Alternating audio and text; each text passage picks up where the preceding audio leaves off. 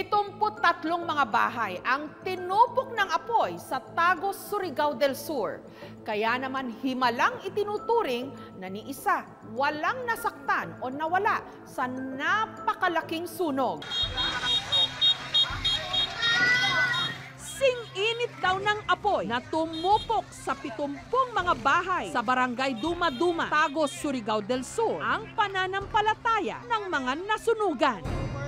Sa kabila kasi ng malaking sunog, ang mga litratong ito ni Hesukristo at ng kanyang mga disipulo, pati na ang mga anghel, hindi natupok.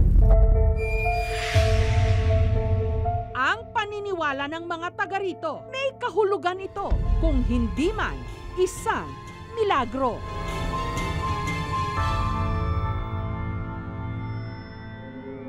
Isang linggo matapos ang sunog, heto na ang itsura ng Duma-Duma ngayon.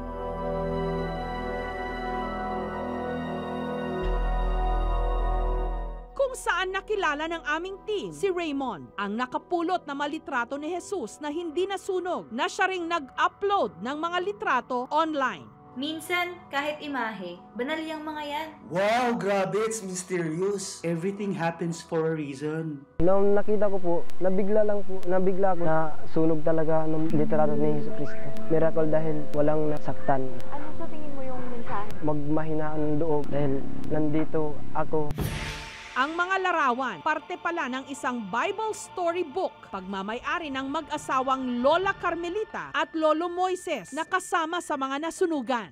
Nihinayang ako. Mas gani kad yabili na pirka-piraso. Ako gadyon ila palaminit na isip handumana na siya, isip himala sa amin. Gabasol ako lugar na wara yan tumakuha siya.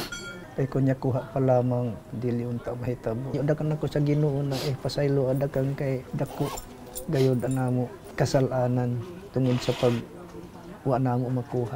Pero itong gapakita gihapon siya. Bisan pa adong kami makakuan kung kuan pa lamang baya siya dili pa lamang haw way gahom.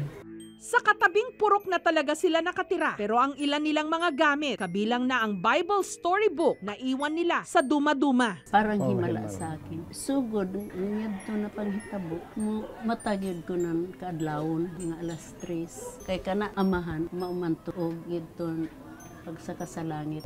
Pero hindi lang daw ito ang pinaniniwala ang milagrong nangyari. Si Marivic, himalang kusina at banyo lang daw ang nasunog sa kanyang bahay.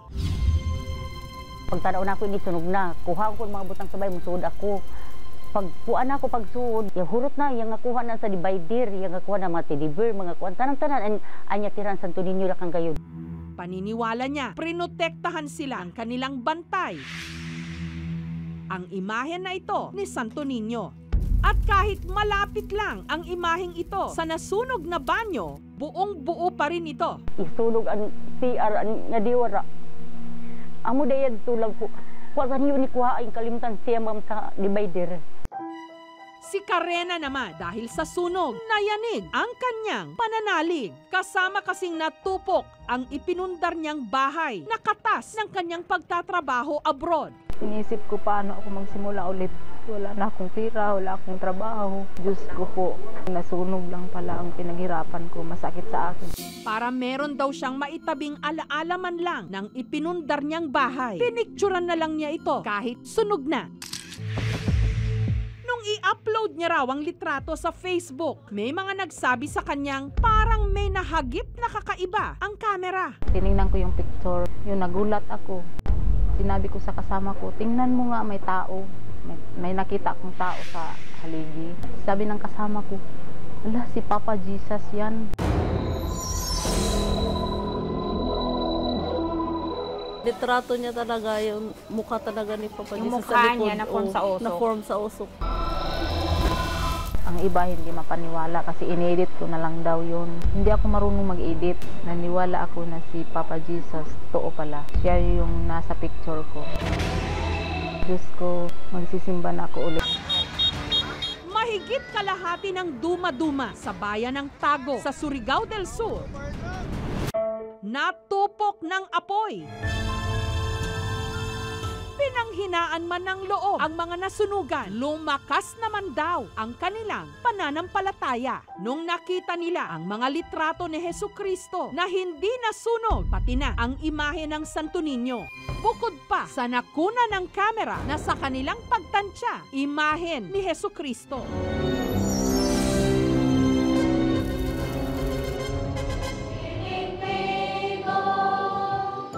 Ayon sa kura paroko na si Father Carl Bautista, baka senyales ang lahat ng ito na kahit sila'y nasunugan, kailangan nilang magbalik loob sa Diyos. Marami din ng mga hindi nagsisimba dyan. Kadalasan ng mga rason nila na busy sila, yung panawagan ng Panginoon 1 oras sa 1 linggo lang. Bakit hindi natin mapagbigyan yan? Pero kung ang Tandag Bureau of Fire Protection ang tatanungin, may paliwanag ang lahat ng ito. Inimbestigahan nila ang mga kwento ng himala di umano at ang una nilang pinuntahan kung saan naroon ang imahe ng Santo Niño ni Marivic. Tuhay na pitadingding yun na Nga gasiga. di sa CR ini. Kaluwi sa Diyos ini sir gad nga hinadingding. Wara gad kakuha na nga nina portion. Yadi dagad ini yatunaw na ini siya sir. Tunaw basan dakan. Simple lang ang paliwanag ni Fire Officer 3 Dennis Frias. Agad daw kasing naapula ang apoy sa bahay ni Marivic, kaya may mga nailigtas katulad ng imahe ng Santo Niño. Ang Santo Niño hindi nasunog kasi hindi na nakaspread dito ang apoy. Tsaka na-confine na ng makasama natin. Binasa nila yung wooden wall nito, kaya hindi na rin nakaspread yung apoy. So ito hindi na ito nadali kasi nabasa na ito nila. Tinignan din ng mga tiga-BFP ang mga pahina ng libro na may larawan ni Hesukristo. Ang libro kasi nito ma'am, maka-hardbound siya at saka makapal yung mga pages niya. So para magkaroon ng fire, kailangan may 3 element. Yung fuel, ito fuel to. Oxygen, saka heat. So sa nangyaring ito, dahil present yung 3 element, nasunog agad itong gilid ng libro. Saka nga yung cover, pati ito yung cover, sunog din siya. Kasi siya yung exposed. Yung sa ilalim, hindi siya kagad masusunog kasi although fuel siya, pero walang oxygen sa ilalim kasi hardbound nga. Yan yung hindi nasunog yung sa gitna. Saka nung panahon din na yun, kasi itong libro na to ay natagpuan sa bahay na last na nasunog. Nabasa na siya ng tubig. Paano naman ang nakunang litrato ni Karena na souvenir niya ng kanyang naipundar na bahay? Totoo ba ang imahe ni Hesukristo na nakikita ng iba o nagkataon lang? Tiningnan ko yung mga details niya, the sharpness, noise levels. Wala akong nakitang ebidensya na nagsasabi na edited or tampered yung photo. But I want to explain na maaaring naging dahilan kung bakit yun ang nakita nila. Yun yung tinatawag nating pareidolia. Yung pareidolia, yan yung phenomenon o tendency ng mga tao na makakita ng imahe sa mga pangkaraniwang bagay. Maaaring yung mood natin or yung imagination natin ang nagtitrigger. Bukod sa naunang litrato, may iba pa palang nakunan ang cellphone ni Karena, kung saan parang nakunan din sa ibang anggulo nga lang ang imaheng nasa una ring litrato. Ang sinasabing imahe na nasa unang litrato parang naroon din sa pangalawa. Baka po kilala niyo po ito. Tinanong ng aming team ang mga residente kung kilala ba nila ang nakunan sa mga litrato. Hindi. Kilala niyo po ba itong nasa picture na ito? Baka lang namumukhaan niyo. Pang si Rene Boy yan. Pero hindi kami sigurado. Kasi yun ang pagkuha ng picture kasi yan, mukhang nandun siya ba? Excuse me po, kayo po si Rene Boy? Kayo po ba yung nandito sa larawan na to?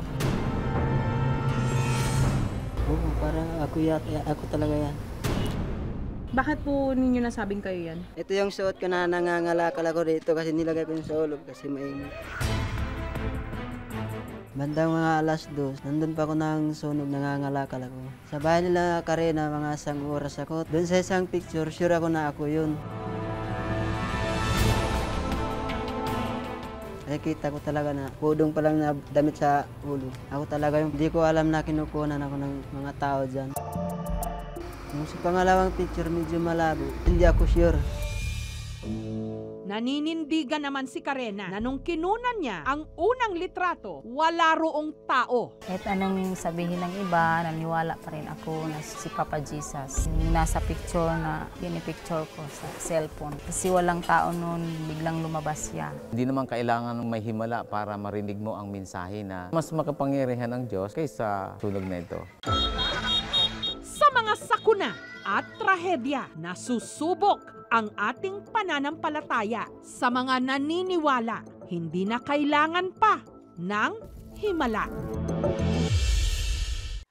Thank you for watching, mga kapuso. Kung nagustuhan niyo po ang videong ito, subscribe na sa GMA Public Affairs YouTube channel. And don't forget to hit the bell button for our latest updates.